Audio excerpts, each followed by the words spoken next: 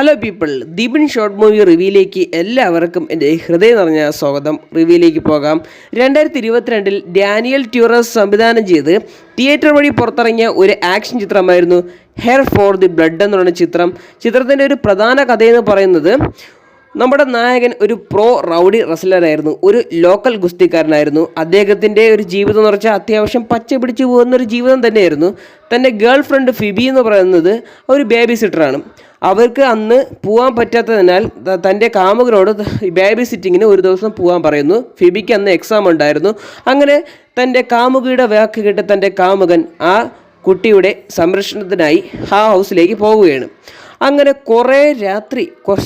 കുറച്ച് രാത്രിയായപ്പോൾ ഒരു പൈശാചികമായിട്ടുള്ള ഒരു വയലൻസ് പിടിച്ചുള്ള മനുഷ്യർ വന്ന് ഈ കൊച്ചിനെ അങ്ങ് തട്ടാൻ ശ്രമിക്കുകയാണ്. അങ്ങനെ നമ്മുടെ നായകൻ ഈ കുട്ടിയെ എങ്ങനെ രക്ഷപ്പെടുത്തുമെന്നുള്ള കഥയാണ് സിനിമയുടെ മെയിനായിട്ട് ചർച്ച ചെയ്യുന്നത്. ഈ സിനിമയിൽ നല്ല വയലൻസ് ഉള്ളൊരു സിനിമയാണ്. ഈ സിനിമ എനിക്ക് ആദ്യം കണ്ടപ്പോൾ എനിക്ക് ഓർമ്മ വന്ന സിനിമയെന്ന് പറയുന്നത് 2017 പുറത്തിറങ്ങിയ ബേബി സിറ്റർ എന്ന് പറയുന്ന സിനിമയെക്കുറിച്ചാണ് എനിക്ക് ഓർമ്മ വന്നത്. അതിൻ്റെ ഒരു മെയിൽ വെർഷൻ എന്നും പറയാം, അങ്ങനെയും പറയാം. പക്ഷേ ഈ സിനിമയിൽ അത്യാവശ്യമില്ല നല്ല വയലൻസ് ഉള്ളൊരു സിനിമയാണ്. അത്യാവശ്യം ബ്ലഡ് പാത്തും ഈ സിനിമയിലുണ്ട്. ചില സമയത്ത് ഈ പൈശാചികമായിട്ടുള്ള വയലൻസ് ഉള്ള മനുഷ്യർ വരുമ്പം ഈ നടനെന്ന് പറയുന്നത് അതിനെക്കാട്ടി അപ്പുറമാണ്. കാരണം വെച്ചാൽ ഇതിൽ ആരാണ് സൈക്കോന്ന് തിരിച്ചറിയാൻ പറ്റാത്തൊരവസ്ഥയാണ്. അങ്ങനത്തെ ഒരു അവസ്ഥയാണ്. ചില സമയങ്ങളിൽ നല്ല ചിരിക്കാനൊക്കെ ഈ സിനിമയിൽ അത്യാവശ്യത്തിനുണ്ട്. പിന്നെ ഈ സിനിമയിൽ ഒരു വ്യത്യസ്തമായിട്ട് നിൽക്കുന്നത് ഒരു നാച്ചുറൽ ശക്തിയുണ്ട്. നാച്ചുറൽ ശക്തി എന്ന് പറയുമ്പോൾ അതും മറ്റേ പൈശാചികമായിട്ടുള്ള അവരുടെ സൈഡിലാണ് ഈ ശക്തി ഉള്ളത്. ഒരു ചെകുത്താൻ പോലത്തെ ഒരു ശക്തിയാണ്. അപ്പോൾ അതിൽ നിന്നൊക്കെ എങ്ങനെയാണ് ഈ കൊച്ചിനെ കൊണ്ട് സർവൈവ് ചെയ്യുന്ന കഥയാണ് സിനിമയുടെ മെയിനായിട്ട് പറയുന്നത്. അപ്പോൾ ഒരുപാട് അത്യാവശ്യം ഒരു കോമഡിയും നല്ല വയലൻസ് ഉള്ളൊരു സിനിമയാണ്.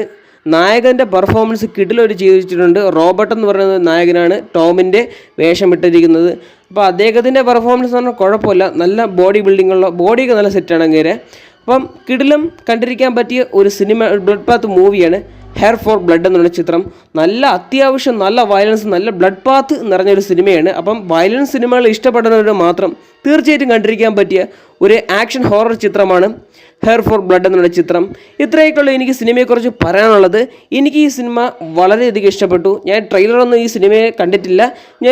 ഒരു വെബ്സൈറ്റിൽ വന്ന് ഈ സിനിമ ഡൗൺലോഡ് ചെയ്ത് ചുമ്മാ ഒന്ന് കണ്ടു നോക്കി. അപ്പോൾ എനിക്ക് ആ സിനിമ ഇഷ്ടപ്പെട്ടു. അപ്പം ഇത്രയൊക്കെയുള്ള ഹെയർ ഫോർ ബ്ലഡ് എന്നുള്ള സിനിമയെക്കുറിച്ച് പറയാനുള്ളത്. വീഡിയോ ഇഷ്ടപ്പെട്ട് കഴിഞ്ഞാൽ ലൈക്ക് ചെയ്യുക, ഷെയർ ചെയ്യുക, സബ്സ്ക്രൈബ് ചെയ്യുക. അപ്പോൾ വീഡിയോ കണ്ടതിന് വളരെയധികം നന്ദിയുണ്ട്.